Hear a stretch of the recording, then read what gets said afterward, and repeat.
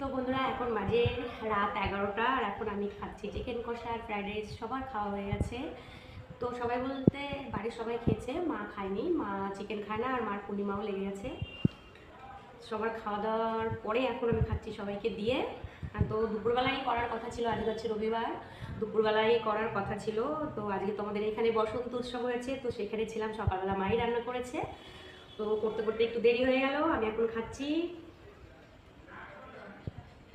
আর কালকে সোমবার, হোলি হলেও আমার নিরামিষ, আমি সোমবারে নিরামিষ খাই, ওর জন্য বাড়ির সবাই নিরামিষ খায়।